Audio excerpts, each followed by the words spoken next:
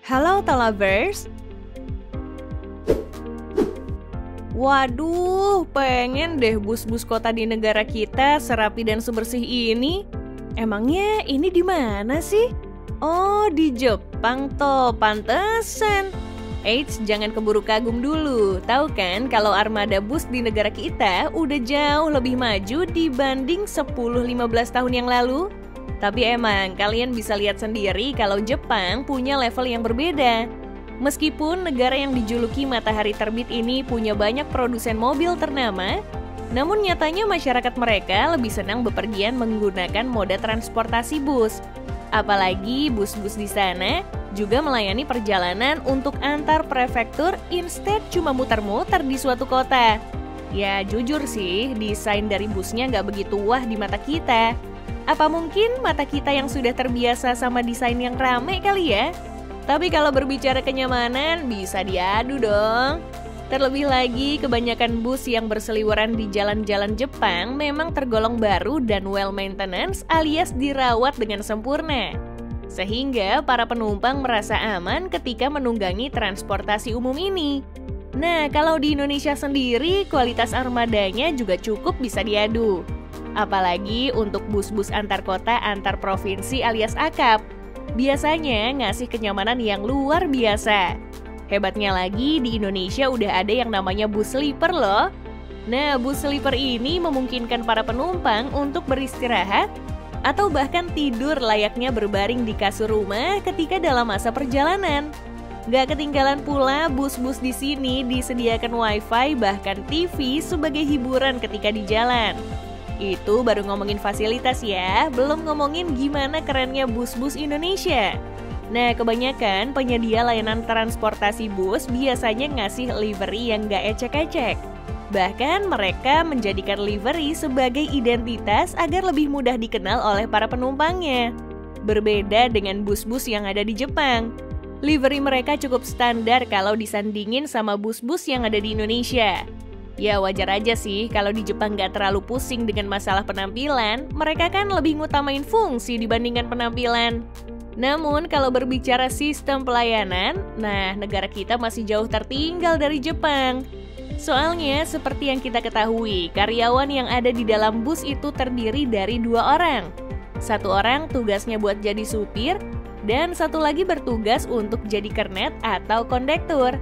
Nah, kondektur ini nih yang bakal bertugas untuk ngarahin penumpang di dalam bus hingga menagih pembayaran serta pengecekan karcis. Nah, di Jepang mah nggak gitu. Di sana mereka cuma nyediain supir doang untuk mengelola satu bus.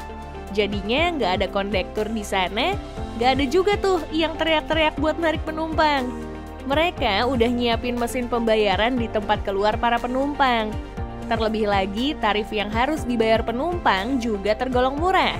Buktinya, bus-bus di sana cuma matok harga sebesar 200 hingga 600 yen atau setara dengan 21.000 hingga 64.000 rupiah dalam sekali jalan. Tapi ini buat rute yang deket-deket ya. Beda dengan Indonesia, tarif yang dikenakan penumpang tergolong lebih mahal. Bayangin aja, untuk perjalanan rute antar provinsi, para penumpang harus membayar sebesar 200 ribuan lebih. Bahkan beberapa penyedia bus berani matok harga hingga 1,3 juta rupiah. Tapi harus digarisbawahi, mereka matok harga segitu karena pelayanan yang diberikan juga nggak ecek-ecek. Kalau rutenya cuma dalam kota, pada murah-murah juga kok. Ingat nggak, bus Transjakarta dari dulu pertama kali muncul sampai sekarang tarifnya cuma Rp3.500? Oke, bergeser ke Jepang, busnya sendiri nggak bakal berhenti seenak jidat seperti yang kalian pengen. Jadinya mereka cuma bisa berhenti di halte bus doang. Emang harus diakui, masyarakat di Jepang itu terkenal disiplin. Ya, meskipun beberapa bus di Indonesia udah menerapkan sistem yang sama, contohnya Transjakarta tadi, tapi kenyataannya masih banyak bus-bus yang gak berhenti di stasiun bus untuk menurunkan ataupun menaikkan penumpang. Mungkin contoh ini kali ya yang ngebedain kita dengan negara maju. Terlebih lagi di negara sana jalur bus gak dipisah dengan jalur kendaraan lainnya. Jadinya bus dan kendaraan lain bakal sering berpapasan. Sekali lagi, negara Jepang memang terkenal disiplin. Jadinya mereka bakal akur-akur aja ketika berada di jalan. Terus gimana dengan Indonesia? Yah, nggak usah diceritain lah ya. Harus diakui sih, negara kita juga nggak semuanya disediain jalur bus. Tapi bukan berarti nggak ada loh ya. Contohnya aja jalur busway untuk Transjakarta. Pemerintah DKI memprioritaskan bus di jalan biar para penumpang lebih nyaman menggunakan moda transportasi umum dibandingkan naik kendaraan pribadi. Jadinya dibikinin tuh jalur khusus busway biar nggak kena macet. Nah, bukannya disiplin, masyarakat malah manfaatin jalur tersebut buat kepentingan pribadi. Gini nih kalau ujian SIM-nya nembak. Tapi kita patut berbangga sedikit karena negara ini sudah mampu membuat karoserinya sendiri. Bahkan udah banyak pabrikan karoseri di Indonesia yang dikenal di berbagai negara.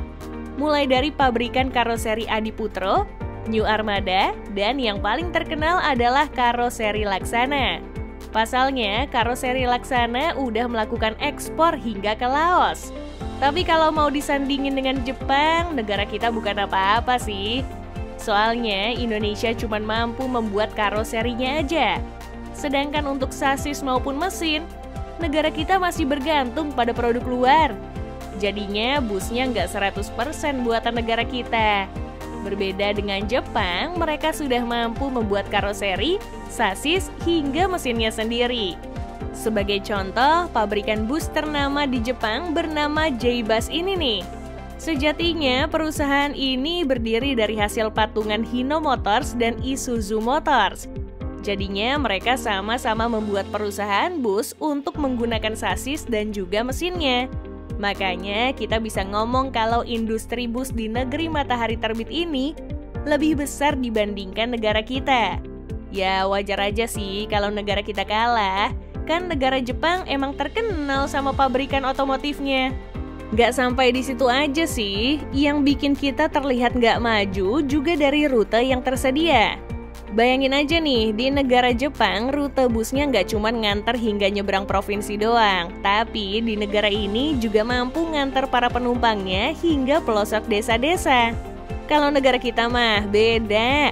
Ya palingan busnya cuma nganter buat komuter kota.